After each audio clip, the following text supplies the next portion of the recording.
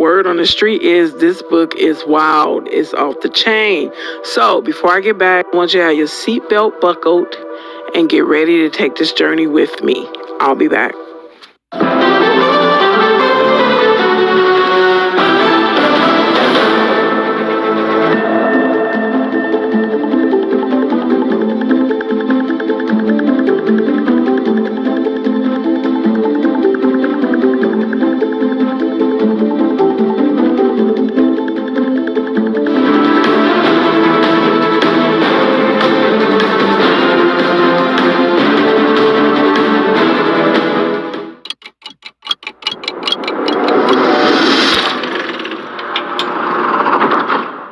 So I'm back. For those of you who are unable to purchase the book for whatever reason, I'm going to read the entire book, and it's not that many pages. So if this book is real, I mean, if the contents in this book is true, I hope this the money they make from this book, it goes to a good cause. Okay, let's get on with it.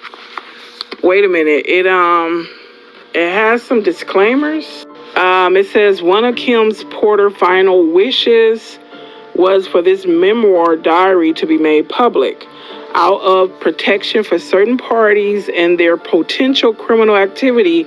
Some celebrities, performers, and events have been represented with X's due to their highly explosive nature. At some point in the future, this information will be revealed to the public. Regarding Kim's sudden death and the mysterious illnesses of Albie Shore and Jamie Foxx, evidence does exist that points to foul play and or poisoning. God bless Kim Porter and all of Sean Combs' victims, both male and female. Okay, that is page 1 disclaimer. So let's get into. You want to say Jamie Foxx? He ain't never been the same since he got sick. Ever since that Conan Tyrone movie came out. Y'all notice that? Okay. Chapter 1, Introduction. Soon after high school, I started landing modeling jobs. I couldn't believe it. It was all happening so fast. I met my husband, father of my oldest child, and one of my oldest friends in life, Albie Shore. It was a whirlwind romance. I was only 19 when we married, and no, it didn't work out. Al is still one of my best friends to this day.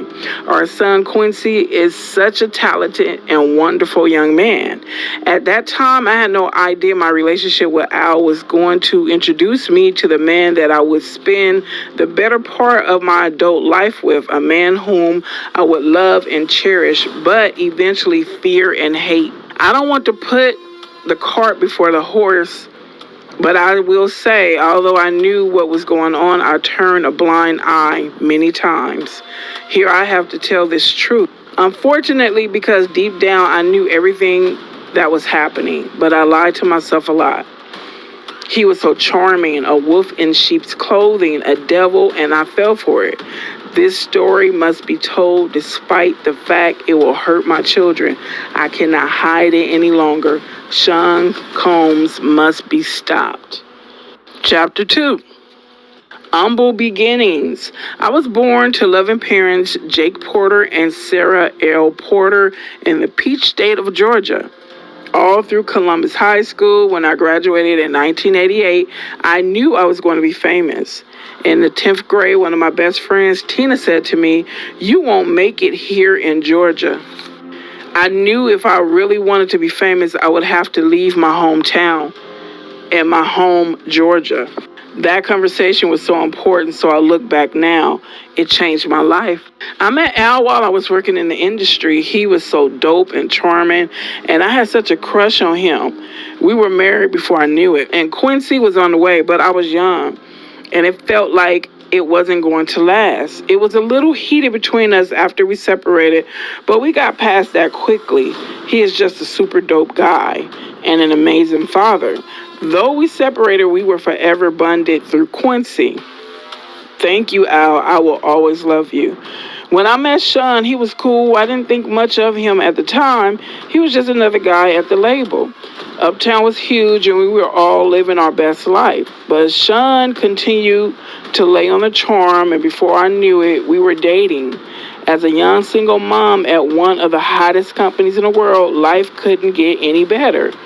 Then it did. My boyfriend was getting even bigger. Sean does seem like the type that can charm you, like, man, he is so cool, until he lets the demons out. Let's continue. He and Clive would hang out a lot, but I didn't think anything of it. I mean, that was his boss, and he was doing things bigger than most men dare to even dream. I did a video talking about Clive and the other men that mentored Diddy, and you guys should check it out. I think I'm going to put it in the description of this video. Then it happened. I mean, okay, I was a little bit of a freak. I really enjoyed myself with my partner. And toys are one thing, but I never imagined having a man I was dating asking me to use a toy on him. The first time he said he just wanted to experiment, try something new, I was grossed out, but he kept begging. He said it would only be this one time, and he was just curious. I was only 20 at the time. I said, what the hell? I hated it. He bled from it, and there was ish on it. I left him alone after that. Chapter 3. See, it's a lot of stuff in here about this man's personal life. We are only reacting to the legality of it all. What y'all do in your personal room is your business. We talking about what you can go to jail for. Second chances. Sean kept reaching out and I kept ignoring his calls. Eventually, in a few weeks, we ran into each other at an event. He came over and sat next to me. We were cordial. He flattered me, saying, "You look so amazing." I replied with a simple, "Thanks, Sean." I tried to get up and leave, but he pulled my arm. As I turned to him, he looked deep into my eyes and said, "Look, what happened between us was weird, but I really care about you. Can we?" He paused, and I tried to use this as an attempt to escape. I pulled my hand back and said, "Sorry, Sean, I have to go. Please, I think I'm falling in love with you. Can we talk?" My breath was taken away. Did he say he loved me? It was so fast. I wasn't aware of this as his manipulation tactic. Not yet. God, I was so young, so naive. He continued, "Let's have dinner." And I felt for it. 2 days later, we went out for drinks at a lounge in Lower Manhattan. The place was nice. Sean was really coming up and pulling out all the stops to impress me. He pulled the chair out for me to sit. Back then, he was always a gentleman. He smiled and said, "Look," as he sat across from me, "I hated it. I never want to do it again. Give me another chance." Over coffee the next morning, I decided to give him another chance. For the next year and a half, things seemed pretty normal. It was fun, things were going great, and we were living the dream that I dreamt about throughout my youth. Sean and Clive were working on Bad Boy, and he had his first couple artists. He picked up Craig Mack, then some rapper from West Coast called Notorious B1, to help Chris develop. He was collaborating with the biggest names in hip-hop to make it happen. Things could not be more amazing. Then he asked me to do it again. It was insane. Sean said, "Baby, I can't stop thinking about it." "What the hell are you talking about?" I responded. Sean continued, I just can't stop thinking about that night. It was amazing. Can you screw me one more time, please?" I became infuriated. "Why don't you go to Clive? He is the one screwing you, isn't he?" Then Sean hit me. This was the first time he slapped me hard. Before I could form words, he began to beg, I'm sorry." Holding my cheek where he hit me, I turned and ran off. That should have been it, but I guess I'm a glutton for punishment. He sent flowers and a bunch of expensive gifts. Then we bumped into each other at another industry event. He sat down next to me. This was deja vu. Sean started, "Imagine running into you here." "Get the F away from me," I forced out. He became more serious as he said, "Look, baby, I'm sorry." But I just glared at him. "There is nothing you could ever say to me, nothing." After an awkward silence, he finished, "You know I love you. I love your son. He's my son. I don't know how to fix this, but I'll do anything. I'm sorry." Ish, he can be so sweet.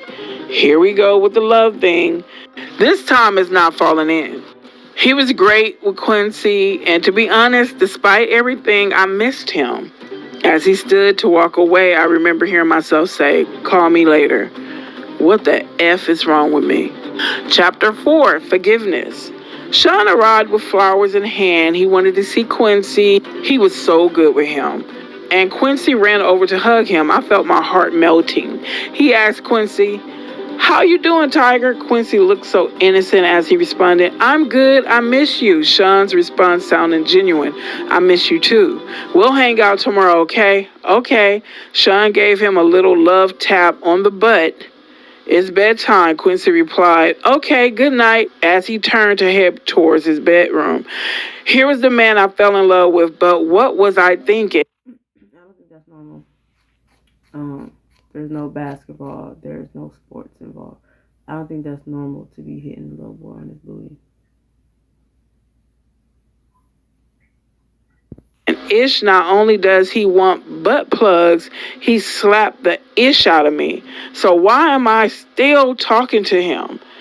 They say that love is blind, but is it stupid too? As Quincy left, Sean looked at me and smiled. "Baby, let's go have some fun. The babysitter's on the way. I just want to show you a good time." I was so mad at myself for melting as I said, "Okay." We sat on the couch laughing and genuinely having a good time when the doorbell rang. The babysitter had arrived, and so we left.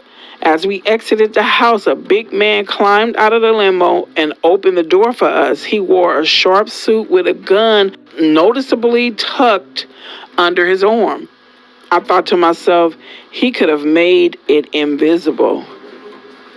Or did he want me to see it? Despite my reservation, Gene was a sweetheart. He was very courteous and polite. As he tipped his head and said, "Good evening, ma'am," Gene drew a smile out of me as I responded, "Hello." Gene and I would see each other a lot after this day. Chapter 5, Sean Kneels.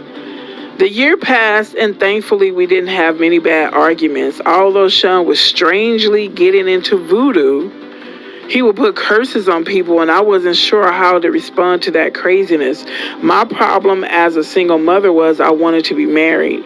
He always had excuses and delays when it came to committing to marriage. His label was blowing up. Biggie dropped, and it was just about over. He also signed Mary J. Blige, and of course, when I found out he slept with her, we fought. He claimed it was a mistake, and my stupid ass took him back again. Sean asked me for a threesome with her. Why is this not going around? Okay. Well, I heard Mary J was sleeping with a 13-year-old, but I didn't hear anything about this. Nobody. At first, I was mad, but Mary was beautiful. It was our first threesome, and I loved it. Mary was sexy. I would not be doing this a lot, but it was so hot. I was young, and exploring my sexuality was enticing. Over the years, we brought other women into our bedroom periodically, and we were happy. This is until one day I came home to a situation that went from awkward to a nightmare. Quincy was with the babysitter, and Sean was sitting with Al B. Shore at the dinner table. I had a child with Al, and Sean was the father in Quincy's life. The awkwardness of all of us being together had dissolved a long time ago, but it was still weird that they were here in my home together alone. I sat down and we had drinks. It was fun. The conversation was cool until it wasn't. Al was a little loose after a couple of drinks. I remember him saying, "It's still weird seeing you with my friend, but you're happy, so I'm happy for you guys." Sean responded, "Thanks, man. Me and you, we share so much." Al replied coolly, "Word." The conversation took an odd and awkward turn when Sean said, "We all been together sexually, but not together." I was shocked for a moment. As quietness lingered in the room, I asked, "What do you mean by all together?" Al shifted uncomfortably, but Sean didn't hesitate. "You know how we sometimes invite other people into our bed?" I couldn't believe it. "Oh, hell no, Sean. This is my son's father." "Al, say something." What Al said was mind-boggling. "I don't know. It could be kind of hot.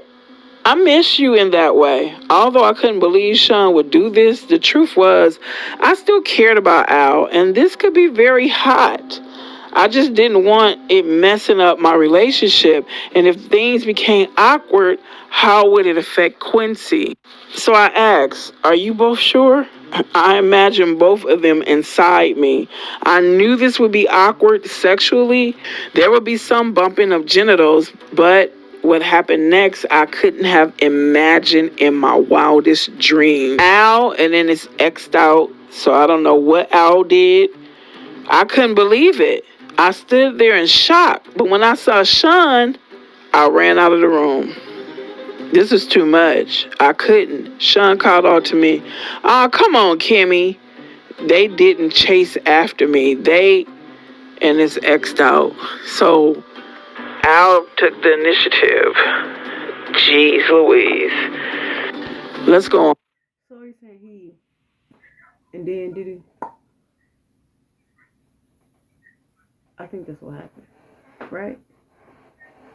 I couldn't get the image out of my mind. I couldn't be with Sean for a while, but that wouldn't be the last time I saw Sean in a compromising position, not by a long shot. One day I found the vault where he kept all his encounters with men. Yes, he kept a record of it, but that's for later. Chapter 6, Pac. Biggie took over East Coast hip-hop, and Sean was the brilliant mind that orchestrated it. He hired people to teach Chris how to flow and write his lyrics. He hired the best producers to do the beats, although he took credit for them. And the music was unstoppable. At this point, Sean was sleeping with all the power players, and everyone that wanted to do music wanted. What do you mean? What that mean, girl? To be a bad boy. She said he was sleeping with all the power players. Wow. Huh. Sean wheeled and dealed in a way that would have been unthinkable to many. He slept with the guys that really control the music to stay on top, and a lot of the names average people have never heard of. These are the guys that make the decisions on who is winning and who is not. He hosted parties that were just a fancy name for orgies, and everyone wanted in. When I met Tupac, Sean and I had an open relationship, and yes, I slept with Pac-ish. He was sexy. Sean didn't mind, well, not until he tried to get Pac to join both of us. Pac was not good with that. This is where the relationship between them became strained. Tupac wasn't going to accept Sean's advances. Pac wasn't gay, and he was pissed about the advances. We were all in Sean's house. I was drinking, they were smoking, and everyone was just relaxing. Sean came in on what I am sure he would call a smooth approach. "My baby is bad, isn't she?" Pac threw me a sly smile. Hell yeah. I felt myself blush. Sean was now in full swing. "You think you hit it better than me?" I couldn't believe he disrespected me that way. I was not playing with my response. "Sean, what the F?" Pac came to my defense. "Damn, bro, you ain't got to do the sister that way." Tupac appeared upset behind Sean's words, but Sean went in for the kill regardless. "I think my dick's bigger than yours. I bet I could make her come faster than you. What's up?" Pac was appalled. "What the F are you talking about, nigga?" "I ain't trying to run no effing train," Sean continued. "What you scared of? Let's see who F's better. Let her be the judge." Yes, at this point, we had been inviting others into our bed for a while, but I'm not used to and will not stand for disrespect. I wasn't the only one upset. Pac shouted, "Nigga, you talking about pulling your effing dick out?" Sean was undaunted. "What, you scared?" Tupac simply left. Things were contentious since then. The two could not be in the same room. Pac avoided me as much as he did Sean. When they did bump into each other, the tension was palpable. It felt like blows could be thrown at any moment. Months passed with only the tension between them. It was uncomfortable, but nothing life or death. Then one day while we were in the studio, it happened. I walked into Sean's office and he was having the conversation. Sean sat across from Jimmy Henchman. Pac don't leave that effing studio alive. I don't think I was supposed to hear it. I continued as if I didn't. "Hey, Sean, good morning." "Jimmy." They didn't seem to think I heard anything. "I'm ordering breakfast." Smiling, Sean replied, "First, let me get eggs sunny side up with grits and orange juice." I could see he was hung over. Good. I don't want him knowing I know anything. If he just put a hit on Pac, knowing something could be dangerous. Jimmy, apparently not hungry, said, "Nothing for me." As he stood to exit the room, he said, "Sean, let's make that happen." Then nodded to me and said, "Kim, always a pleasure." With a wink to me and a nod to Sean, he turned and walked out. Jimmy was a part of our intimate circle. I went on as if nothing was happening. "I'll make the call now." I smiled as I left, hoping I wasn't white as a sheet. I wasn't in the studio that night. Pac arrived, being shot, thank God. From what I understood, Sean and Chris saw Pac at the studio after he'd been shot and did nothing. The way God works, after being shot, Pac made it to the elevator and tried to escape, but it stopped at the floor Sean and Chris were on. When the doors opened, they saw him lying on the elevator floor, riddled with bullets. The fact that they didn't call an ambulance, although they saw Pac lying there swimming in a pool of his own blood, would be all the evidence Pac ever needed.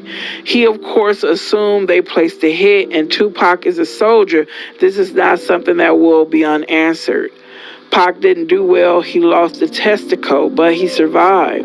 It was orchestrated, and Sean Puffy Combs was the orchestrator. Chapter 7, Threats.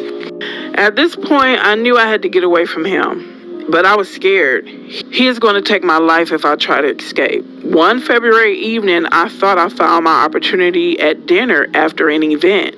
We were at a ritzy restaurant in a private booth. It was an exclusive setup. We were alone, but we were in public. Perfect. Sean was on the phone talking to an unknown listener as he sat down. His words on that call will be etched into my mind forever.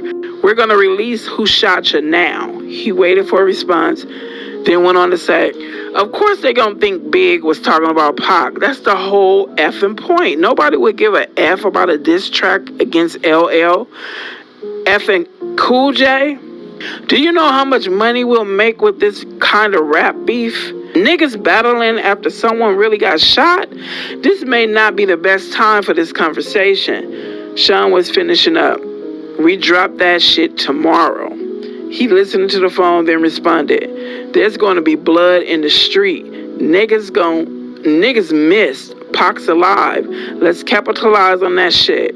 When he responds, "Let's capitalize on that ish." When he responds, it's just going to mean more money. He turned around and looked at me, spoke back into the phone, "I'll call you back." Then hung up and spoke to me. You wasn't wrong.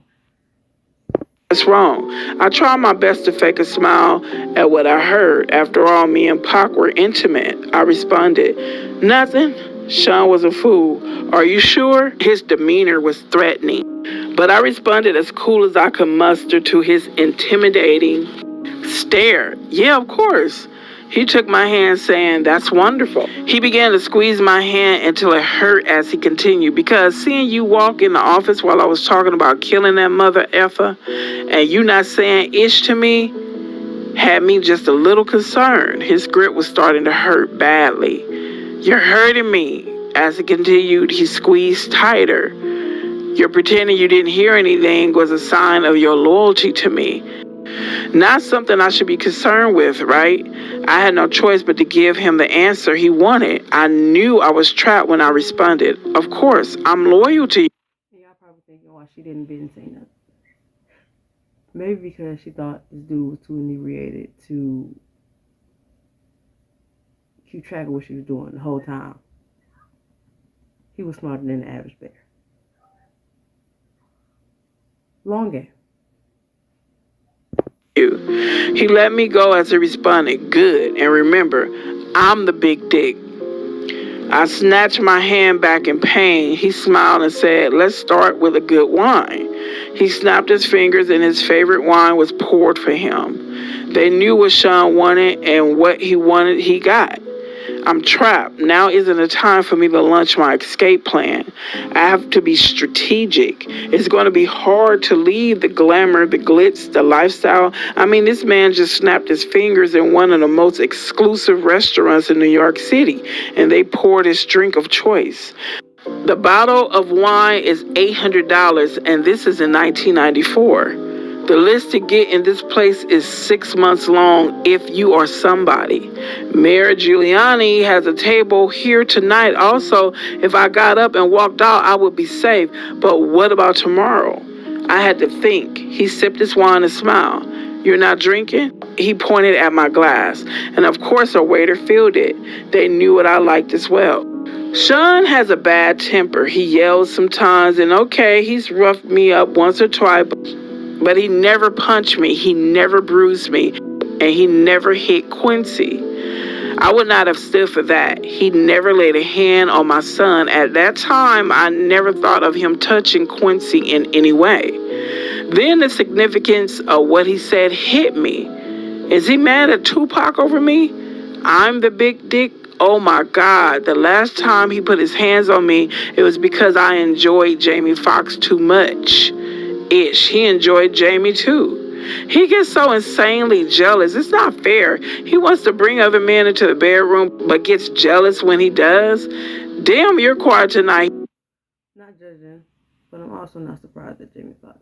I've never been surprised at Jamie Foxx.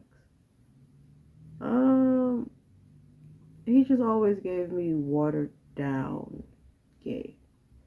Like, if he marries a woman, cool. But would I be surprised if he married a man? No. He said, snapping me back into the present. I asked a question that was burning in my mind since I walked into that office. What does Chris think of this? He looked at me coolly and said, his fat ass better just keep doing music. A third guest was escorted over by security. Sean motioned for him to sit. A waiter walked over to Sean Carter and asked, what, would you like something? Carter responded, no thank you, then said, hello to me. Then said hello to me with a smile. Smiling, I replied, hey, Carter, and took a sip of my drink. The Seans may share a bed together from time to time, but thankfully, I was never asked to join. Carter went on to speak to Sean. I thought we were meeting in private. Sean replied with a nonchalant shrug. I had to discuss something with her. It's fine. Go ahead. He wielded this kind of power. Carter shifted uncomfortably in his chair before continuing. It's true. Chris and Pac were about to start their... Y'all remember, it was a couple years back. I think it was maybe for Katrina, or it was some type of big devastation, right?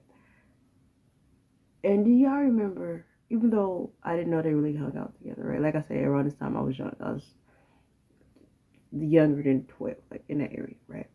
But I remember some huge donation, right, between P. Diddy and Jay-Z.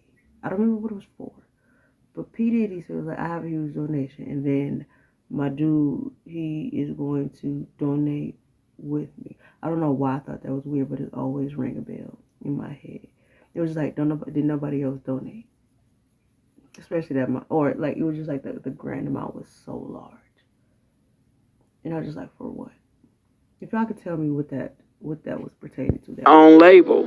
Sean slammed his fist against the table, shouting, "Doesn't anyone have any effing loyalty?" Carter, well, that's not happening now, right? Sean peered at Carter with distrust.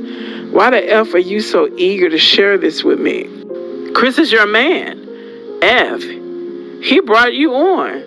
You're stabbing him in the back? Carter responded with indignity. First, I'm tired of being that nigga's son.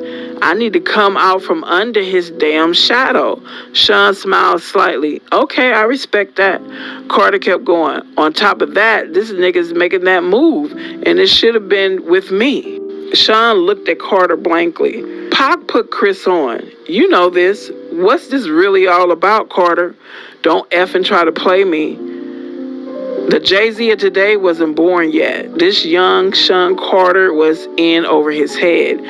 Corner, he had to spill it out. I want his spot. Ambition. Now, this is a man I can work with. Sean made a grandiose gesture towards Carter. Waiter, get this MFer whatever he wants. Carter smiled. Thank you. Sean responded, honesty and ambition. We're going to make a lot of bread together. Carter ordered a drink as he stated again. Guess he won't be leaving with that nigga. In that one video of him acting with the limp, and then at the end, he started slowly becoming. I just always felt he played that too well. I don't know. I've never trusted Jay-Z. Because to me, he just came out of nowhere and was just like the king of everything. Swooped in, had Beyonce only to himself. It was just something. Not only that, he was the king of everything, but I never liked his music. Like, it was a couple songs here and there. But it's like, what made you number one? Why are you up here with the greats? Put 10 of your songs down here and let me see if I know all the words to it. Because I don't. To do their own label now, Sean responded with his normal air of arrogance. Why don't you let me worry about that? I took this as my cue to escape. I told Sean, I'm going to go ahead and get back to Quincy. Sean was wrapped up in his conversation with Carter and barely noticed as he excused me. Had a limo drop you off. I didn't eat. I didn't care. We didn't eat. He didn't care. I smiled and kissed him on the cheek and left. Chapter 8, Kadada. Actress, model, and fashion designer Kadada Jones was Tupac Shakur's fiance and is the daughter of record producer Quincy Jones and actress Peggy Lipton.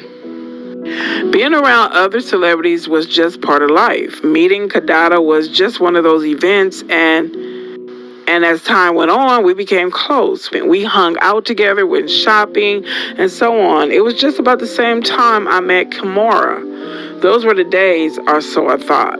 We always had girl talk, and the fact she was dating someone I had previously been with wasn't a source of contention. We didn't get jealous of each other. It was just girl talk stuff.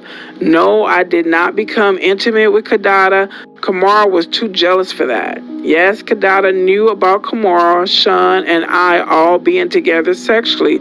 Of course she did. We shared that kind of thing. We were open and honest with each other about almost everything. A true friendship, except I couldn't be open and honest about everything. Not anymore. Sean made sure of that. Kadada and Pac were the greatest couple. He was always so cool and yes, sexy. She was so beautiful and fun. Before all the tension and beef, we used to all hang out together. It was always dope vibes. But with Pac's shooting and the suspicions surrounding Sean and Jimmy, the vibes between Kadada and I weren't always perfect. Then came that night. Award shows weren't anything new for us. At this point, we dolled up as men, groomed. We didn't choose what we wore. A stylist prepared our color palettes. A makeup artist did our makeup, and a hairstylist did our hair. This was just the way of things. We shared the best stylists in the business. Sometimes we would all go to the studio for an event to get our measurements taken, but this time Kadada seemed different. I felt like something was wrong, but when I probed her, she wouldn't say anything. Then the day of the event was here. We would all see each other inside. Even though Sean was my man as far as props, I had nothing on Kidada. Being Quincy Jones' daughter had perks. Superstardom was among them. Pac wasn't there. When she saw us, she came over to our table. We sat around kicking it in a very dope vibe. Sean knew he was going to clean up this award show. He had all but taken over the East Coast musically. With all the hits, there really was no way he wouldn't. Bad Boy is Hall of Fame stuff now, and Sean P. Diddy Combs knew it. Sean smiled at Kidada as she sat at our table, but something about that smile didn't seem authentic. Soon I would know why. He's sick when he has a grudge against someone. As he sat, Sean said, Bad Boy is going to clean the F up. From his table with Faith, Chris replied, hell yeah. And that new-ish we busting out, gonna have these niggas sick. Kidada signaled for the waiter to pour her a glass of ginger ale that sat over her table. As the waiter refreshed her drink, she said, Pac's music gonna get some love too. Sean grimaced. Oh, come on, Sean. I know y'all got your differences, but you have to admit the man makes great music. Sean looked at me out of the corner of his eyes, then took another sip of his favorite cognac and replied, Bad Boy got the hottest music on the effing planet. But I ain't tripping. Everybody got to get their shine, right? Kidada signed. Sean, Tupac thinks you were involved with him getting shot. You two were so close. You need to make this right. Sean responded indignantly. What the F would that nigga think I had anything to do with it? Kidada retorted. Sean, can you blame him? Sean was obviously not happy with that question by his reply. Hell yeah, I blame him. We had a good thing going. All of us. That nigga turned on me. And he has the effing balls to blame me for his shooting? The indignity he managed to spew out while lying through his teeth was something I did not expect. I was thrown back for a moment before interjecting. Duh. Do we have to do this tonight? It's Sean's big night. Kimora heard the ruckus and made her way over to our table as well. She sat down and said, hey, everybody, with that big dimple smile. I smiled and replied, hey. Kidada also seemed happy to see her as she said, hey, what's up? Hey, what up, Kimmy? Kimora, never the type to hold her tongue, went straight to it. The whole place is buzzing with the fact you're sitting here accusing Sean of having Pac shot. Y'all kinda, loud. She laughed. Kidada seemed embarrassed as she looked around to see everybody staring and whispering. But she wasn't about to back off. In fact, she doubled down. Anybody here not talking about it ain't real anyway. Honey, we don't have to do this here. Kidada made clear she was not to be silenced as she continued. Oh, let's not hurt the feelings of Sean Puffy Combs. He only had one of the most prolific rappers in the game shot. Sean clenched his hands into fists. If this was anyone else, this would have turned ugly. But this was Quincy Jones's daughter. Sean was the monster in the streets, well feared by men that knew, but he did not want any of the smoke Quincy Jones could bring. Kidada could continue with impunity. Sean could not touch her. Christopher and Mary, both wanting to defend the super producer that made them famous, both started to stand and make their way over to the table. But Sean signaled them off with a firm motion of his hand. They remained in their seats watching helplessly. Kidada seemed to be on full rampage. You're not safe in the streets, Sean. You think you're untouchable? Kimora seemed almost red in the face when she grabbed Kidada by the hand, saying, I gotta go to the restroom. Kidada, not willing to stop, snatched her hand away, yelling, let go of me. Kimora needed her to get a grip and said sternly, speaking to a child mid-tantrum, die. Kidada turned to her and yelled, what? Kimora nodded toward the crowded room, and Kidada looked around. Here she deflated slightly. Kimora, now in control, spoke firm but softly, let's go powder our nose. Kidada nodded with a grimace and gave a sharp look back at Sean as she walked away. As the tension slowly melted away, I asked Sean, "You okay?" Sean didn't reply at first. He looked around, saw that no one was really paying attention. Now that the ruckus had died down, and stood to get the picture of ginger ale from Kadada's table. He poured himself a drink from it, looked around again, saw no one was paying attention, and put the pitcher under the table. What was he doing? Then I heard the distinct sound of liquid being poured into the liquid. Oh my God, is he peeing in the pitcher? He smiled at me as he brought the pitcher back from under the table and finally replied to me, "I'm good." He then stood and returned the pitcher to the table. I was in awe. I knew he had a bad temper, but this was disgusting. I'll never eat or drink something after we have an argument again. Kadada and Kimora made their way back to Kadada's table to sit. As Sean watched on quietly, Sean made small talk. "Which songs do you think they'll give me awards for?" As Kadada poured her drink, Sean's bodyguard made his way over to the table. I think he stopped her from drinking as everyone else just sat and watched. Jean risked incurring Sean's wrath, if I'm right. Relieved, I replied, "Babe, your catalog is crazy. It could be a lot of songs." Sean glared at Kadada's table the entire night. Going back to Cali, we had a wild night. It was after one of Sean's infamous parties. Everyone was there, and we not only had threesomes, but we also swapped partners. Our sex life was crazy, but I got to do things with Sean I would never have been able to do with a straight man. Ooh, she said a straight man. Shh, let's continue. Sean cared about me, but it...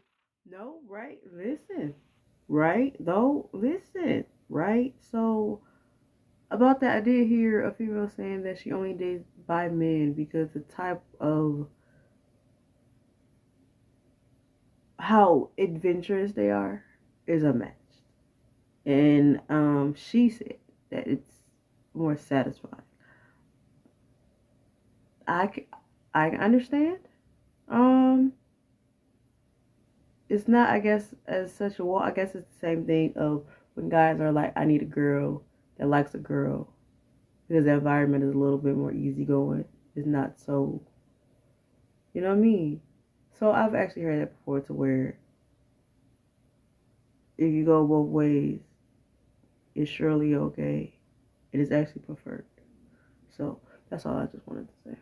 It was becoming more and more obvious that he preferred men.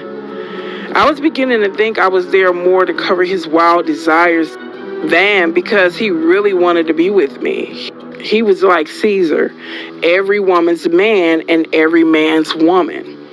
But truthfully, at that stage, I was becoming okay with it. I woke up and left the bedroom where I was with Jada Pinkett, and Sean happened to be coming out of the bedroom.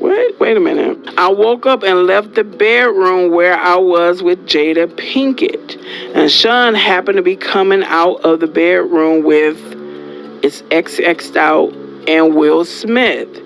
Yes, XXX attended the parties from time to time. I could see him and Will kind of snuggled up on the bed together. I was grateful I wasn't asked to join in that room. I didn't really like, and the name is X'd out. Sean smiled when he saw me. "Good morning." Here at the orgies, he wasn't very affectionate. He didn't have to pretend, but he... Who is choosing which name is being named? Because obviously, if Will, Jada, Jamie, Al, if all these people names is being named, who is left? Y'all didn't even name Jay-Z. Come on now. Who on this paper? Who y'all playing with? Couldn't walk straight. I knew how his ass felt literally. XXX attended the parties from time to time. I could see him and Will kind of snuggled up on the bed together. I was grateful I wasn't asked to join in that room. I didn't really like, and the name is X'd out. Sean smiled when he saw me. "Good morning." Here at the orgies, he wasn't very affectionate. He didn't have to pretend, but he couldn't walk straight. I knew how his ass felt literally. We had sessions playing with each other's anal cavities. I wanted to be home before Quincy woke up, so I told him I'm going to get ready. He responded, let's have a cup of coffee first. This meant he wanted to talk. I didn't know what it was about, but in situations like this, I didn't really have a choice. He was becoming more violent when he didn't get what he wanted, and I didn't really want to fight. So I sat down, but before we started talking, XXX came out of the room. Sean was wearing boxers. X was in his birthday suit. X addressed me, morning. When he turned around in order to close the door, there was a dried cum stain on his back. X walked over, pulled a chair out to sit down next to us, and lit up a blunt. Who is this X, dude? Sean stretched, smiled, and said, this East Coast, West Coast beef is more lucrative than I thought, but it's getting dangerous. X responded, surprised. Business first thing in the morning? Damn, cuz, you own it. But you know you don't got nothing to worry about. You got a pass, daddy. X smiled coyly. Sean apparently has something to talk about with X as well, because he said, I can't protect everybody, especially if someone is no longer going to be on my label. It was apparent X wasn't taken aback by this turn of events by his reply. Sean, are you saying what I think you're saying? Sean continued, it's taxing on my resources to protect people. Someone that isn't 100% of my team can't be 100% of my protection. What the hell is going on here? What does Sean want from me? This morning is turning out to be way more than I expected, and I have to go. Quincy will be looking for me. Meanwhile, X apparently wanted clarity. So to be clear, if something happened, X made quotation marks with his fingers, to one of your artists that was leaving your label anyway, it would be considered, he makes another set of quotation marks, out of your control. Is that what you're saying? Wait a minute. Can they be talking about Biggie? Is Sean saying he won't protect Biggie? At this point, I was too young, too naive, too hung over to understand. I'm not saying this is him. Is it Mace? I wonder, is it Mace? Because at first I'm like, okay, maybe Diddy is talking about X, right? But then if X is asking a question, then yeah, they're talking about Tupac, but we need to find out who the fuck X is. Okay? Because 2 out of 3 people in the story ain't gonna tell nobody, okay? 1, unfortunately, she can't tell nobody. Diddy, he might tell somebody, but it's gonna take some time. Find X. Find who. Understand that this was not a lack of protection. This was a hit. Where did this come from this morning? But an older, wiser me understands now what I did not comprehend all these years ago. Sean was just getting to the real reason that he had X there. The world was about to lose Biggie. X laughed. You a cold mother effer. Sean said, why the F should I protect someone that isn't going to stick around? I made him. That nigga should be worshiping the ground I effing walk on. I was thinking Sean's ego is rearing its ugly head, and I wanted to get out of there, but instincts told me I need to tread carefully. So my next move had to be calculated. I don't really want any part of this, not even implicitly, but I was just dragged right into the middle of it. If what was happening here ever comes out, will I be held as an accomplice?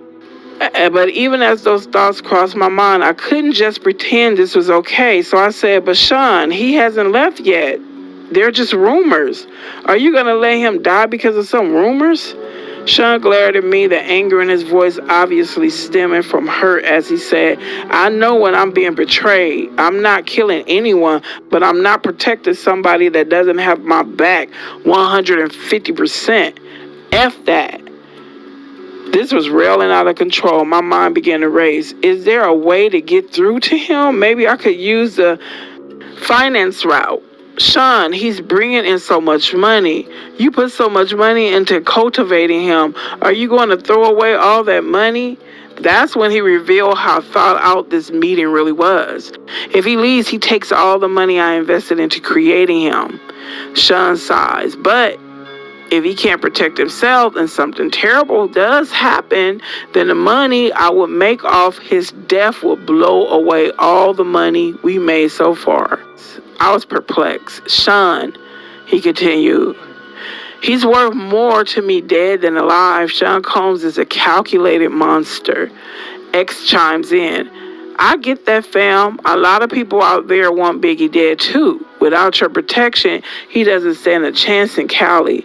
Biggie is going to die. This is crazy. I dare not say anything else about it. I think I know who X is, but I'm not going to say anything until something else, come out to confirm it. But I have an idea. Sean smiles and stands to walk over to a safe behind a picture.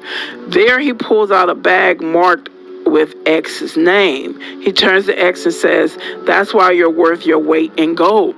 You understand me? Here's a little something for you to take care of my people. X smiles. Sean, I love you, baby. You know I got your back. Your problems are my problems. I'll make sure to have my people take care of your people. I need to get out of here. This is crazy. I attempted to leave again. Sean, I want to go get Quincy before he wakes up. Sean looked at me responding, it's getting late. Give him a kiss for me. I'm going to get out of here. Thank God. X always with something to say. I'd love to meet the little tyke sometime. Not a chance in hell. Something about this guy creeps me out. I forced a smile. That would be great. I made my exit. Who the heck is X? She did not like him. She did not like him. Let's continue. Whoever he is has to be close to Diddy. Farnsworth wasn't around yet, right? And then the thing is, people keep asking about Farnsworth. Farnsworth got excommunicated from them because Diddy found out he was stealing from everybody. I don't know where the hell he is. He probably really shipped off somewhere. But that's why y'all stopped seeing him in the first place, because he kept getting caught stealing. Yeah, but that man needs to come to the front. Where you at? He need to, you need to fly your ass. What's the girl? Puppet. Y'all know who I'm talking about. With the umbrella. Well, anyway, he needs to fly his ass, to the front. So, yeah. Chapter 10. The lies you tell. At this point, the relationship between Sean and I had been off and on for quite a while, and we were off at this point. He had put his hands on me again, this time for something that didn't even happen. It was all in his head. When the phone rang, I picked it up anyway. Hi, Sean. We've been broken up for a while this time. Yeah, he continued. I don't want anyone to know about he paused to search for the right word, proclivities. I replied, so you don't want people to know about you being gay? Sean exploded. See, that's why I effing lose control on you. So I just plainly stated, goodbye, Sean. Wait, he screamed. What, Sean? I'm sorry, okay. You're always effing sorry. He took a deep breath. I have to do something to cover myself, I sighed. Do whatever you effing want, Sean. When you see this is in the news, it's not real. This made me calm down a moment. What could he be talking about? He continued. I'm only doing it for the press. Doing what, Sean? After a long pause, he continued. She knows what this is. She is just pretending to cover me. Sean, what the hell are you talking about? Another pause. Publicly, I'm going to be dating someone else. A video girl? I laughed. Why would you do that? I have to cover myself. I was getting mad. I was actually angrier at myself more than at him. Why was I getting jealous? I was sitting there actually comparing myself to video vixens in my mind. They are thick, but look at my body. Did he prefer some light-skinned, big-butt girls from videos? I called myself. No, I know he likes men any damn way. As I regained control, I asked, why the hell are you telling me? He sighed. I wanted you to find out for me first. Like I give a ish. He came at me with his favorite line. You know I love you. It was getting old. I could only think to myself, here we go. Love is a big, strong word. I'm tired of him throwing it around and using it when it fits his needs. He's using it while he's sitting here telling me about dating someone else. I replied, you don't hit people you love, Sean. Love doesn't hurt. He sucked his teeth as he responded. Come on. Are you serious? That shit's for children. We aren't in effing high school. Sometimes things happen. That doesn't mean I don't love you. I wouldn't hit you if I didn't. Wait. That sounded wrong. You said exactly what you meant. He took a breath. There was an awkward silence. The fact I was still on the phone and waiting for him to speak meant he had the power. He was more cautious as he continued. He didn't want to lose that power. Kim, no one that I don't care about can bring that kind of emotion out of me. I wanted to say, is that how you talk to dudes after using butt plugs? But there is a line I dare not cross. Instead, I said, you say that while you're dating some other itch? That's just for public. I was done. It could be heard in my voice as I said, whatever, Sean, do what you... It's this ongoing joke, right? Why do women tell on the dudes that's broke and not the ones that are abusive? Because they went at me. That's why. They went at me, baby. They went at me. She couldn't say that out loud because of the retaliation. But if she would have took them same words and applied it to a broke, she would have no fear. Because your worst thing is you not bringing in money, which is always what you're already doing. With this fear, something physically could happen to her, which is a real fear. So, yeah, that's the difference. You need to do. Leave me alone. I'm never giving up on us, he cried. I responded to that emotional control attempt with the little resolve I could muster. I didn't even believe the words that came tumbling out of my mouth. Sean, there is no us anymore. Goodbye. Tell Quincy I miss him, he threw out. His emotional manipulation was really driving me crazy. This time I said with much more conviction, goodbye, Sean. I hung up. Manipulative bastard. For a while, I was actually happy to see Sean gone. I was getting older and the sex parties were out of control. It was getting time for me to slow down.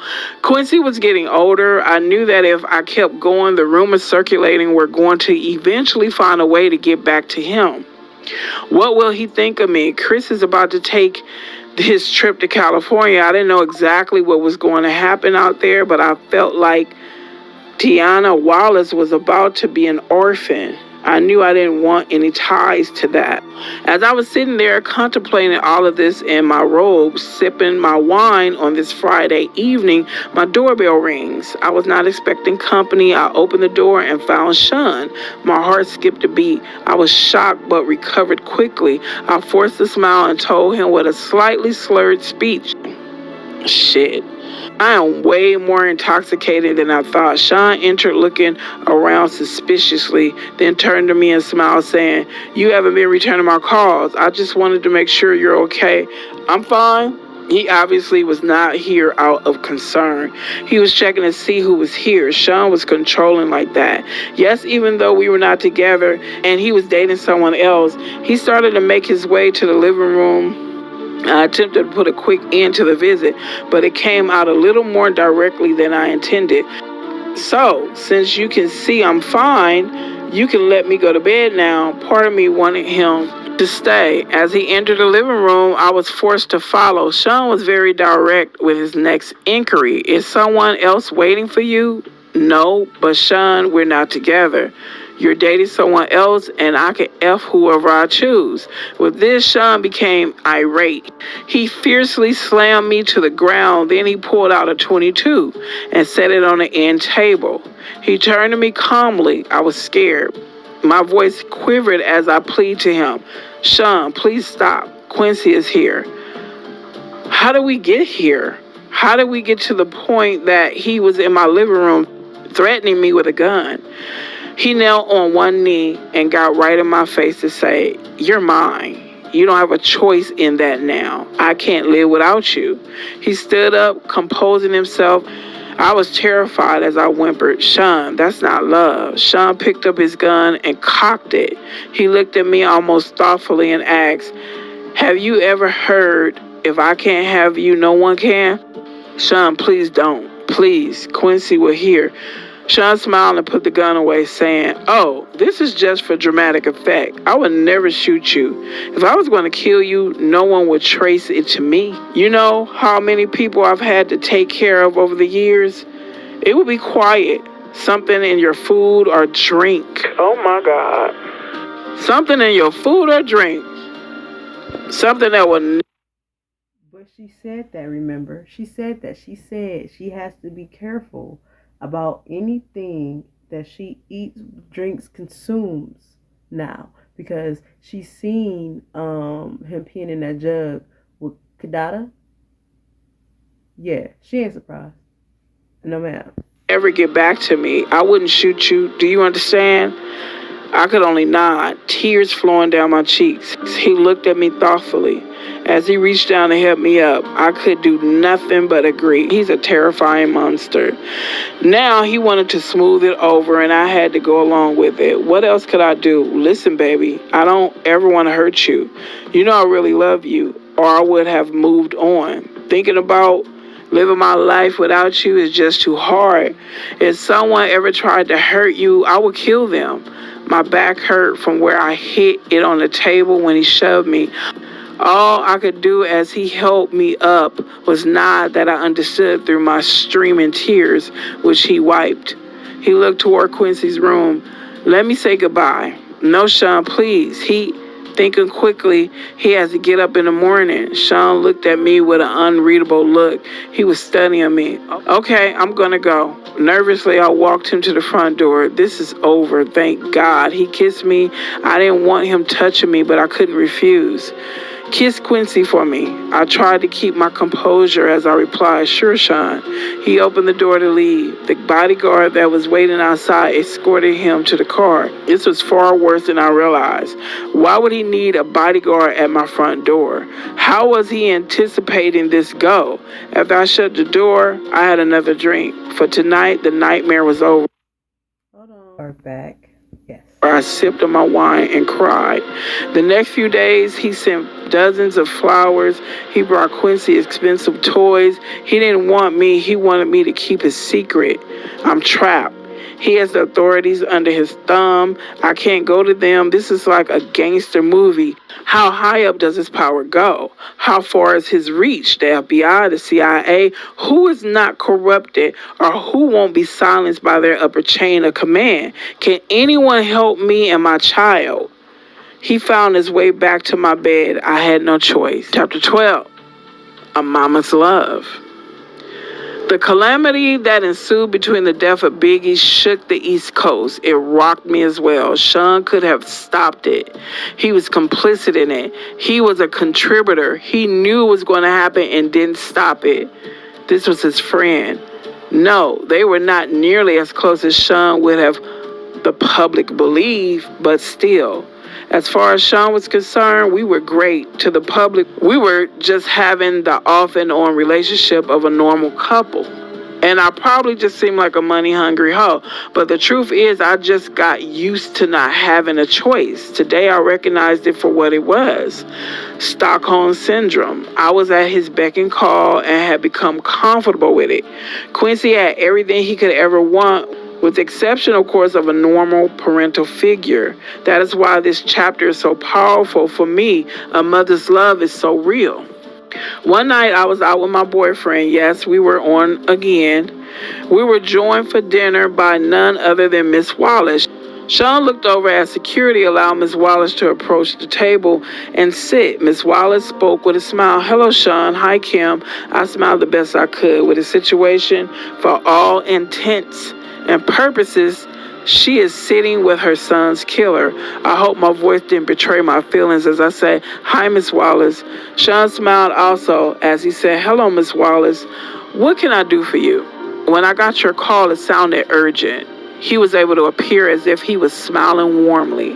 This was the creepiest situation of my life. She looked at Sean with pleading eyes. I know this isn't your problem, but things have gotten kind of hard. I was hoping that you could send some of that money Chris made with you this way. Sean shook his head. That's not something I can just do. There are attorneys and accountants. Can I maybe help you out with a little something to get you past the hump? Sean reached into his pocket to dig for his wallet. I haven't seen how much Chris left. It's going on 2 years. Just how long is this going to take? Sean sighed as he replied, These things are difficult, Miss Wallace. I don't know. The attorneys don't make this easy. Miss Wallace pushed further. I don't understand what's so difficult. He worked for you. He made his money. Where is it?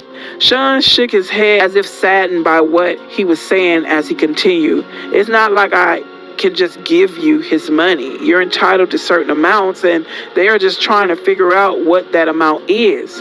I don't mean to sound cruel, but it wouldn't be fair to me to just give you tons of money. You got rich off my son, and now you're keeping all of his money? Sean kept his cool as he replied, I'm afraid business isn't that cut and dry, Miss Wallace. I pay for publishing, publicity. I mean, in all actuality, if I'm going to be straightforward, Miss Wallace, Chris probably owed me money. I won't know until it's all worked out. The anger in Miss Wallace's voice barely overshadowed the pain, or perhaps it magnified it as she uttered the only words she could muster. You bastard. Sean didn't flinch. He just said, Look at the contract. I'm honestly trying to get him as much as possible out of it. But I have investors. I can't just take money that doesn't belong to him and start giving it away. Miss Wallace exploded in response. You know good and well Chris didn't owe you a damned thing. Sean stared her straight in the eye unwaveringly and said he would have started making a profit after a few years. His money until his album sales, paid for studio time, music, videos, publishing, and marketing would have come from doing shows. I'm sorry he isn't here to make that money. I miss him. Her response was deadpan. Did you kill my son? Momentarily, Sean was stung into silence. A mama knows, baby. A mama knows. And that's the problem. And Miss Wallace was right there. Because, yeah, mama knows. That's why she came out and said it. Because you sly, slick mother. To your mama, baby. Listen to your motherfucking mama. Because she knew. She motherfucking knew. She asked him again, her voice quivering. Did you? He started. Miss Wallace. She would not be redirected. Answer the question. I was not used to seeing Sean on the defensive. No, of course not. She looked at him with spite, the anger in her voice enough to send shivers up my spine as she replied with a menace only a mother can. I don't believe you, Sean. Sean looked at her with a sadness that I knew in my soul to be fake. Although looking at him without context, anyone would believe him as he replied, I'm sorry to hear that. Today I know he was able to muster that false sincerity because he's a sociopath. Back then, I thought it was compassion. With no more words, Miss Wallace stood up and left. Sean watched her exit with disbelief, not knowing what to do. I placed my order. Dinner that night was long and silent. I feared for Miss Wallace's life. Sean is most dangerous when he feels threatened. It's like he has an animal mentality. Let's go on. No, she could not physically threaten him, but this threat was very real. If she goes public with her accusations, Sean's image will be damaged. I have felt for myself the extents he will go through in order to protect that image. Chapter 13, have some faith.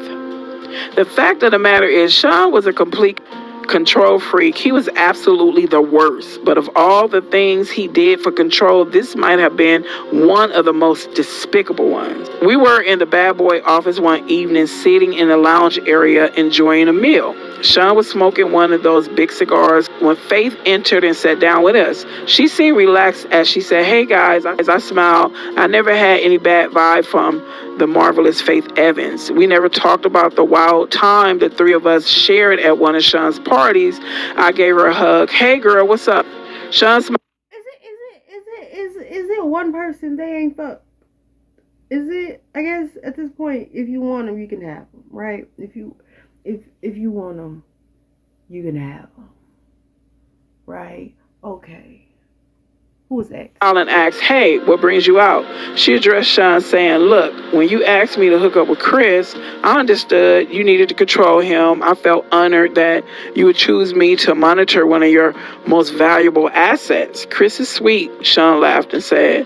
"Honestly, I knew you would be good, make the big man feel loved. I don't feel good about all this, Sean." Sean got that look in his eye. So Jaguar right was right.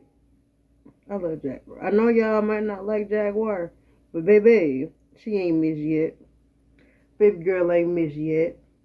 She ain't missed yet. Yeah, I believe Faith Evans was a player. Again, all these people you bringing up, it's just something so insincere about them. I love Faith music. Don't get me wrong. I love Faith music. That one song, I never knew there was a love like this before. Yeah, it made me want to put on skates every time. But yeah, she gives me the same vibes as J-Lo. I'm gonna comment on that because this is one song I was listening to, and I was like J-Lo. So I heard J-Lo voice, but then I was like Ashanti. So then it sounded just like Ashanti. And it's like whoever you was thinking about at the time, that's who the song sounded like. But I think it was originally, it might have been originally Ashanti's chorus that she had. Anyway, let's get Eyes he gets before he blows his top. Faith saw it also. She treaded carefully. "Sean, you know I'm as loyal as they come." Sean leaned forward, unintentionally threatening, and said in a low tone, "Yeah. But Sean, Chris and I had a child together." Sean leaned back. He let out a deep breath. "I'm going to take care of you. You're not like Chris. You're loyal." Faith had a tear in her eye as she responded. He did take care of her. He made sure she ain't get a motherfucking dime, and that all the money went to Biggie's and her child. And not only that, but I think he had to wait till he was 18 to even access it. And then on top of that, Faith couldn't touch it at all. And on top of that, they can use the money on any of her other kids. Yeah. "Have to die. This is getting very touchy. Did she know? Did she suspect? Was this her trying to find out if Sean intentionally killed Biggie?" I wanted to ask, but of course there was no way of doing that. This is so crazy. Sean sighed and replied, "He didn't. Don't get me wrong, I miss him, but he was leaving me anyway. No one cares about my pain." Classic narcissistic Sean. It's all about him. I was sickened for a moment, but his next sentence made me feel for him anyway. I wanted to share all this with him. He was my man. Faith couldn't hide the anger that flared in her eyes, but she knew who she was talking to. She was careful as she spoke. "Sean, you have friends you share things with." Sean sat forward again, and this time with malicious intention as he queried, "What the F is that supposed to mean?" "Chris had no one, only you." Sean lost it. "That fat F and that other piece of ish I had, you F?" I interjected while in shock. "You had her F Pac?" Sean glared at me as he answered, "Yes, F and Pac. Those mother effers were going to try to start their own label and compete with me. Me. After all I did for that fat F, nah, I wasn't using resources to protect that mother effer. No effing way." As Faith started to cry, Sean looked at her and softened slightly. He spoke a little calmer. "Look, I didn't hate him. I was hurt. But I didn't hate him. I'll make sure you and CJ are taken care of." Without word, Faith got up to leave. As she turned, Sean spoke softly, "Faith." She ignored him. He called her again, "Faith." She exited quietly. Sean just looked at me and said, "Damn." I really didn't know what to say. Sean just told Faith that he wouldn't protect her husband because he was going to leave Bad Boy. From a business perspective, I didn't disagree with Sean there. If you're leaving and created competition for him, why would he spend resources on you? So I hugged Sean, but I also knew he didn't have to send Chris to California. I wondered if he realized that he sentenced him to death. He hugged me back with tears in his eyes and asked, "How the F am I the bad guy, huh?" I effing do nothing but bust my ass to make everyone live comfortably, and I'm supposed to just let niggas walk all over me? As I held him in a comforting embrace, I replied, no, baby. He took me right there on the couch. Like I said, Stockholm Syndrome. Chapter 14, I was Sean. This particular evening, I was at Sean's house. Quincy was staying with a friend. It was some alone. Whoa! Me and my dad were just talking about whoa. That song is still a classic to this day. You cannot put on that song and you not rock out. There's no way. You don't even know the words to the chorus. Whoa, sing. And so I know for a fact that if Shine was led to shine, his career would have been crazy. His career, because nobody even in the 90s, we have mashups now. Nobody in the 90s was thinking about that. These two different crazy genres put together and made this classic that will still knock your socks off today. Yeah. On time for Sean and I until the doorbell rang. Sean got up to answer it. I heard a woman yelling and quickly realized that it was Jennifer Lopez, or better known to the world as J-Lo. Sean, what the F? Sean responded calmly, relax, baby. Why the hell did you have to start shooting? Isn't that what we have bodyguards for? Normally when these kinds of situations arise, I remain quiet and just listen. I play my position, you could say, but I wasn't paying attention to the news for the last day or so, and even though it would be the only thing anyone would talk to me about for months, no one had spoken to me about it yet. So I entered the foyer asking, what's going on? Jennifer exploded at me. What's going on? What's going on? This nigga shot up the damn club. My jaw dropped looking back and forth between the two. Sean spoke soothingly. Jen, you gotta calm down. Jennifer was having none of it. She continued, calm down. You shot a bunch of innocent people, Sean. Sean placed his hand on her forearm. It's a bonding technique. He was shrewd in handling her. He does this to me too. Even if you know what's happening, it works. It's an intimate contact without being personal. He was aiming to disarm her. This did not seem to immediately sway Jennifer as she continued. Why in the hell do you think Biggie's replacement will take the fall for you? Biggie's replacement? Wait, could she be talking about? I had to know. Are you talking about Shine? Jennifer didn't even look at me as she responded, yes, effing Shine. Sean continued a calm and even voice. Relax, the situation is under control. Jennifer was not coming down. She went on, they contacted my attorney for my statement, and there are a lot of witnesses, Sean. There's no way you're going to get away with this. Sean's arrogance can be immeasurable at times. He laughed as he asked, you doubting me? I couldn't believe it. I had to know. Sean, what could you offer him that would make him do a bid for you? Like, what the F? Jennifer also remarked, and what if he falters halfway through his sentence and starts talking? Sean responded as calmly as ever.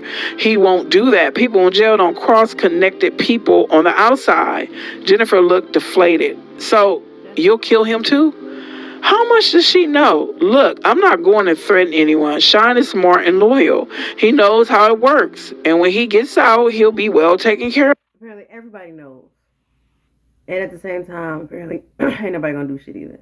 So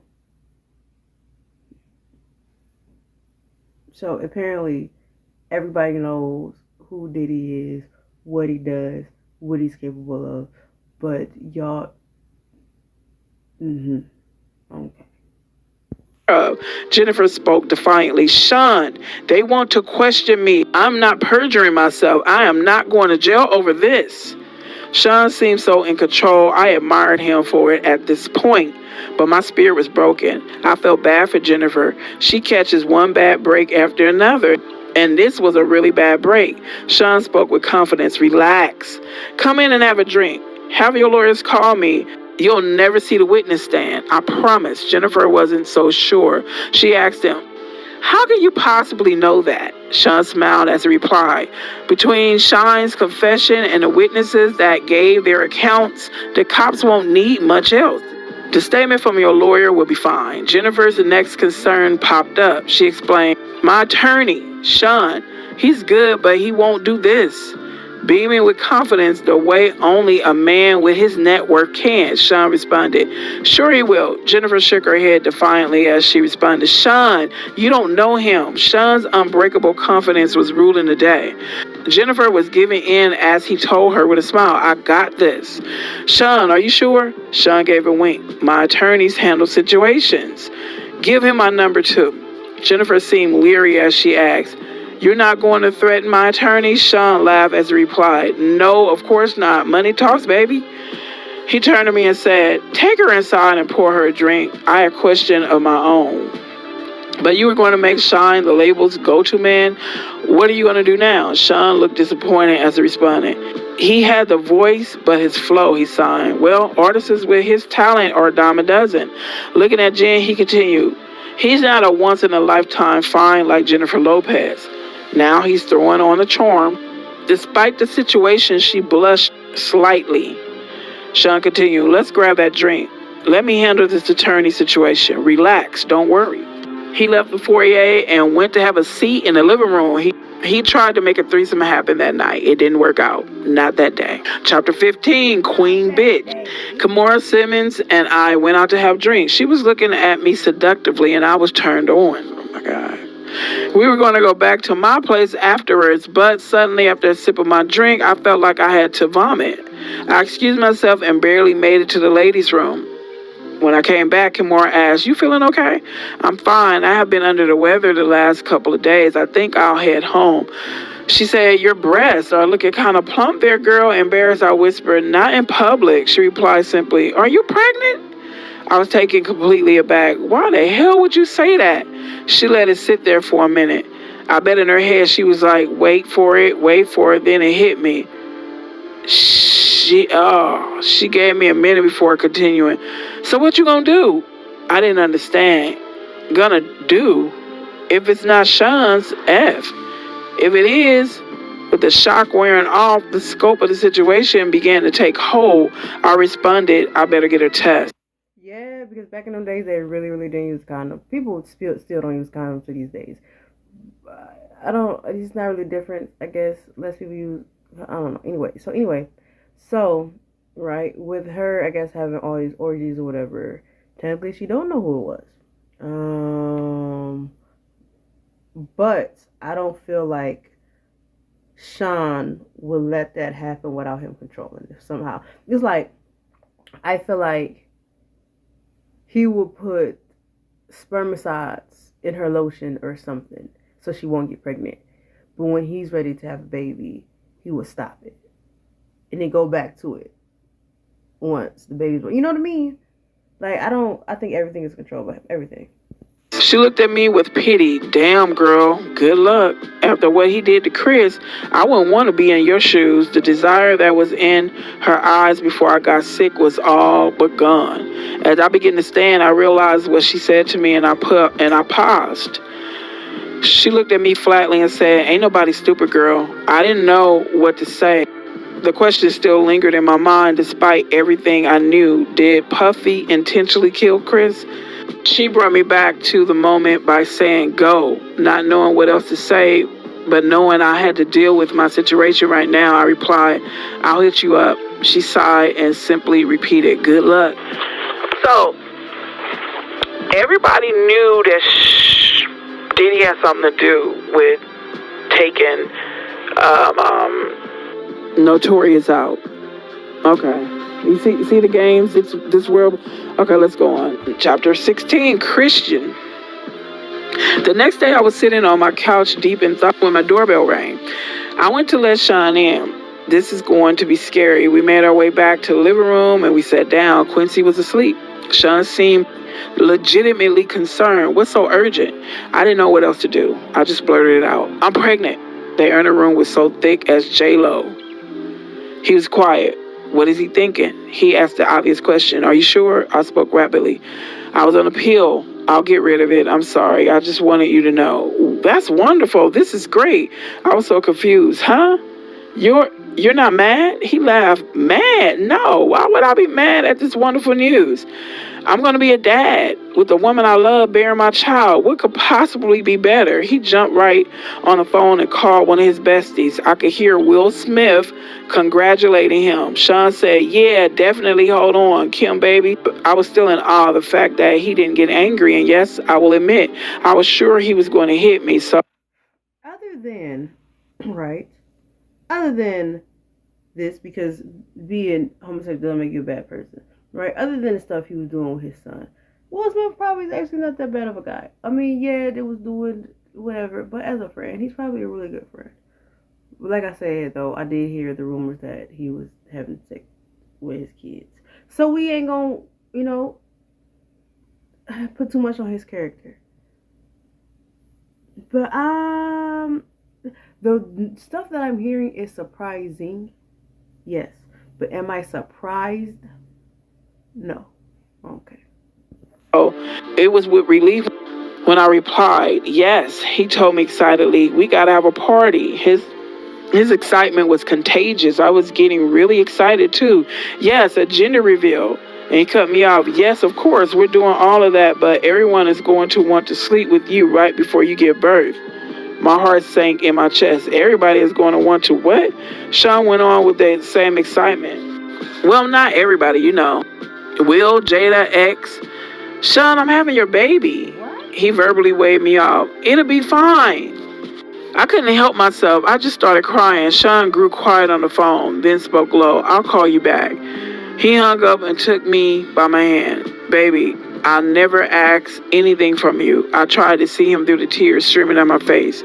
I couldn't believe the words coming out of his mouth. I tried to speak. Sean, he cut me off. I provide everything anyone could ever want. Do you want for anything? Sobbing, I replied, no, but he continued. This is the kind of thing I have to do in order to continue giving you this comfortable lifestyle where you live on a lap of luxury and get to be on TV shows and in movies. I know you don't want this, but do you want all of this to go away? A whimper is all I could manage. No, he continued softly. Then we got to do this. I said, but Sean, I don't believe in all this spiritual crazy-ish. We got here because you're brilliant, not because of sex parties. Oh. He replied, do you trust me? I did. My soul was so broken. I did. I responded, yes. He sighed as he said, then let's do what we need to do to keep what we have. As I nodded yes, he pulled me in to hug me. Thank you, baby. We are going to have a beautiful baby. He ordered me some food that night. I cried myself to sleep. I was going to be gang bang at 9 months pregnant. I want my child out of this life. My child's going to have a good biblical name, a heavy Christian name. They are not going to take his soul. Chapter 17, Broken Promises. I don't know how this managed to stay out of the media for so long, but Sean got to the point. Right, that one that she talking about. I don't know why I feel like he is the spitting image of his father. Not just looks wise, but weird wise. I feel like if this was never stopped, that their son would just be, he would just inherit it all, right? And continue to do the same thing. I don't know. When I look at this boy, that's what I see. Where he was incredibly abusive and only his inner circle knew about it. The artists were all too afraid of him to say anything. He had gained so much power, no one would say anything. Puff Daddy was a kingpin. This Monday morning, Quincy was in school and our son Christian was with the nanny, and I still had to make a living. I still loved the camera and had just been cast for a new movie. Sean was going over to celebrate with me, just the two of us. I was in the bathroom when he came in. We were supposed to go out for dinner, but he was in a foul mood. Sean yelled, "What the F?" I would have to walk on eggshells as I came out of the bathroom, but I found him holding flowers, so I smiled. "You brought me flowers," Sean yelled. "No." So who the F are they from? I was bewildered and told him honestly, I don't know, probably just a fan. He threw the attached card at me. I picked it up to read it. Sean, he slapped me so hard I hit the ground. Sean yelled, "Who the F were you with the other night?" I looked down at the card that was lying on the ground next to me, and it read, "The other night was amazing. We must do it again." Ish, I tried to explain. "Sean," he threw the flowers at me. "That's not how this works. You have my child. You don't touch anyone unless I allow it." I yelled back, "It was just coffee with the producer. It was nothing." He glared at me and asked, "Who the F is this producer?" I was trying desperately to calm him down as I responded, "From the movie, babe. Calm down." He picked up my coffee mug and slammed it against the wall. Coffee flew everywhere as he yelled, "Who the F this nigga think he is? Sean, he's just some producer. We talked about the role and me maybe starring in another movie that he wants to produce. I swear that's it, Sean." Sean exploded even more. "He wants to put the move on my effing family," at the top of his lungs. "My effing family?" He flipped the table over, breaking it. It was a heavy table, but Sean is stronger than he looks. I pleaded Okay. with him. "Sean, please," he yelled at me. "What?" I tried my best to calm him down. He probably didn't know. It didn't come up. "You're publicly dating someone else." So he screamed at me, and it somehow seemed even more intense. "So you didn't tell him back off?" "Son, I didn't." And then out of nowhere, he hit me with a chair. I don't remember anything after that until I woke up in the hospital room. My arm was in a cast hanging from a sling. My face hurt. My eyebrow was in intense pain, as was my lip. As I came to, the first face I saw was the man that put me here. Sean asked me with concern in his voice, "How are you feeling?" I responded, "Stay away from me. I'm sorry. I don't know what came over me. Save it for the lawyers. Stay away from me." We were in a private hospital room and no one would hear me. I could scream like my life depended on it, but it wouldn't matter. If I did ring for assistance, I wouldn't get any. He kept going. I was just so jealous. You know how I am. He took hold of my left arm, the one that was not slung in a cast. "You have our beautiful son, our family." It's just, at that point, I had enough. "The one you slutted out right before giving birth? Are you effing shitting me? Stay away from me. Don't come near me or my kids." He continued to plead, "I'm sorry, baby, I promise." And I swear I've heard this song one too many times.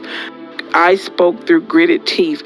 "If you come near me or my kids again, I'm calling the cops." A flash of anger returned. "You would use my kid to threaten me?" But then he caught himself. "I understand you're angry." I glared at him as I cut him off. "I'm serious, Sean." He spoke blandly with no energy. "And tell them what? That you had a car accident? They'll pity you. That you hit your head?" He was going to make me look crazy. They were going to believe him. He was a kingpin. "You're an effing bastard." Sean spent the next 6 months helping me heal and working his way back into my life and into my bed. I was so damn stupid, and of course I wasn't cast for either movie. From what I understand, the producer died of pneumonia. Damn, did he kill the producer? Ooh.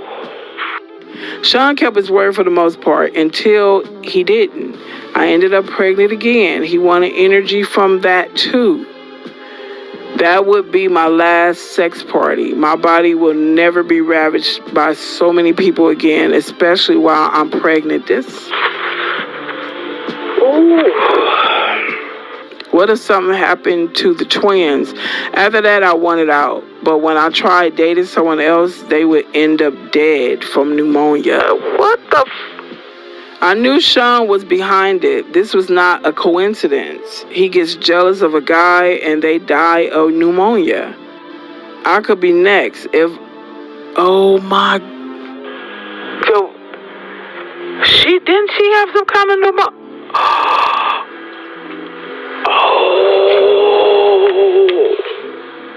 Let's continue. If I'm... Part of the story, right?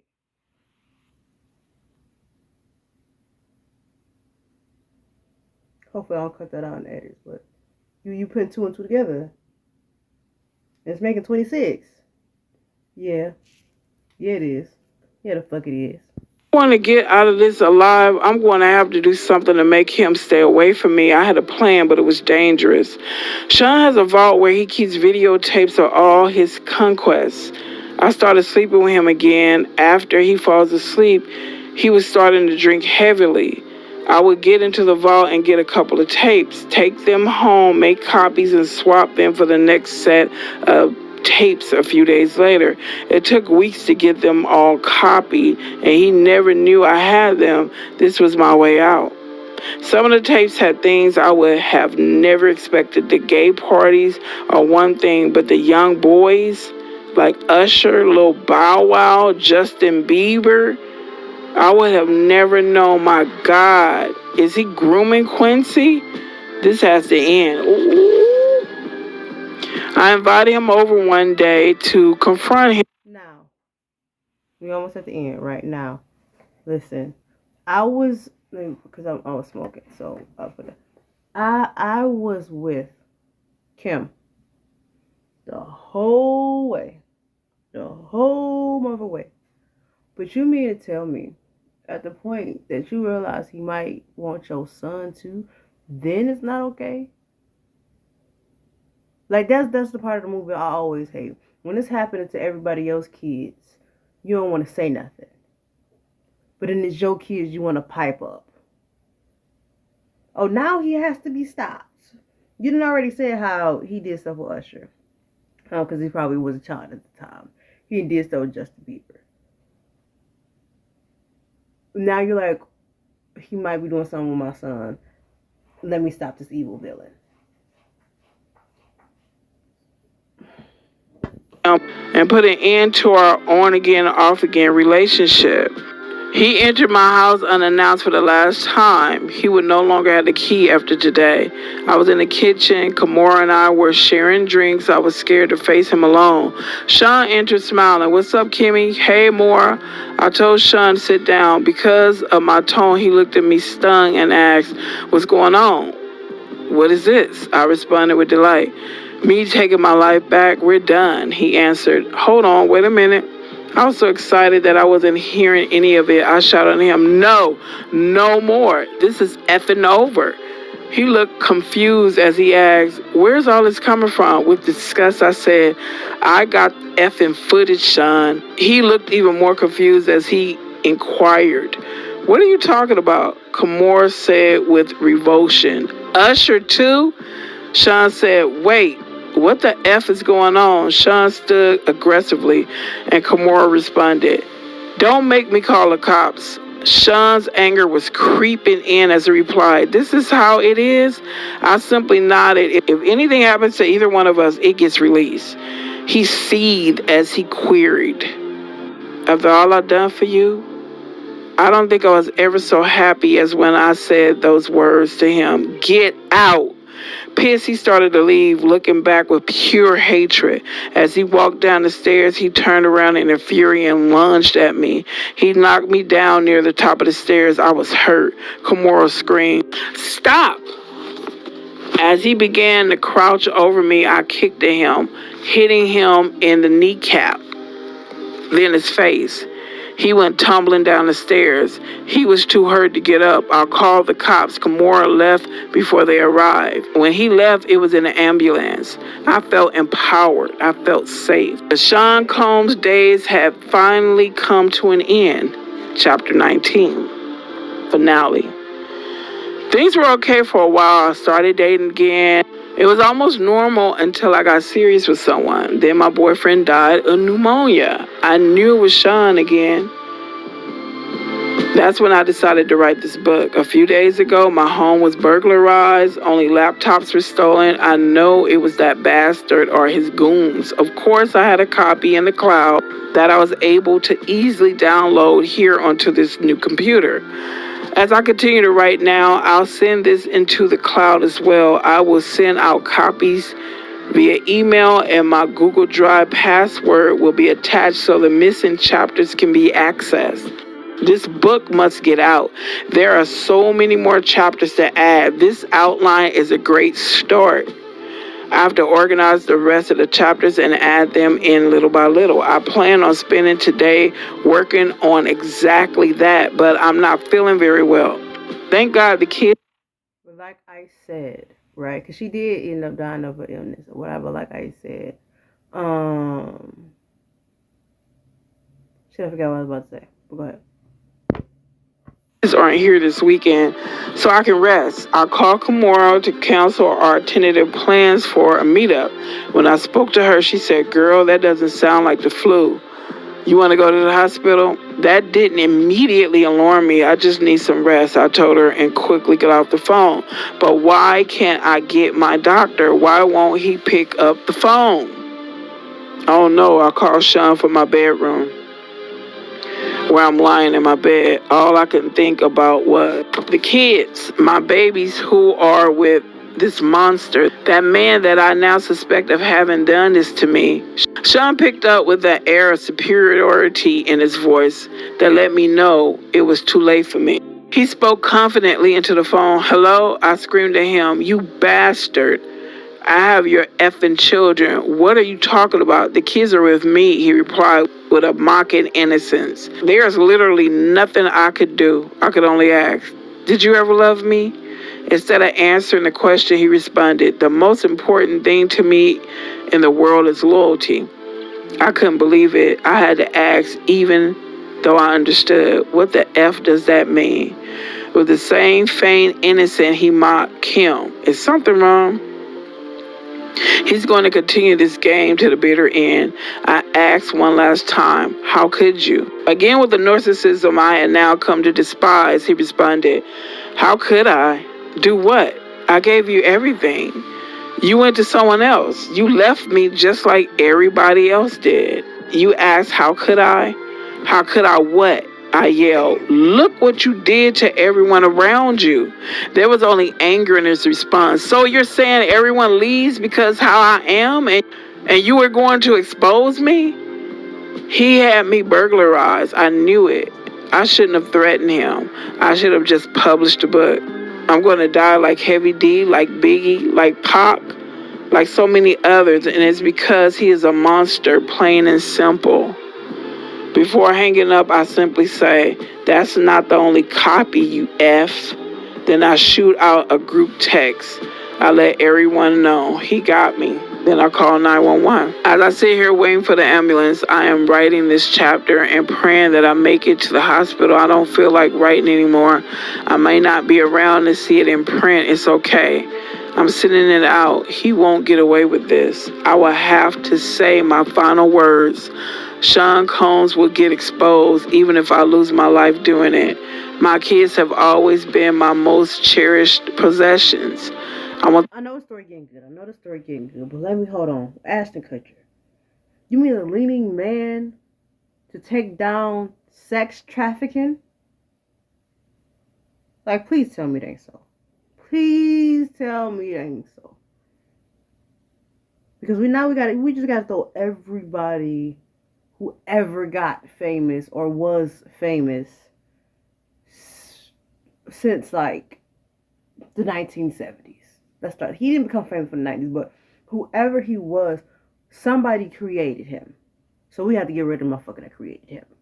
Okay? Don't just start with it. No. You need to go get rid of whoever created Diddy. And then Diddy became a virus, and so you need to eradicate him from everybody he therein touched. Okay? The world to know that, but more importantly, I want them to know. And that is the end. And this book basically answered a lot of the questions that we all had.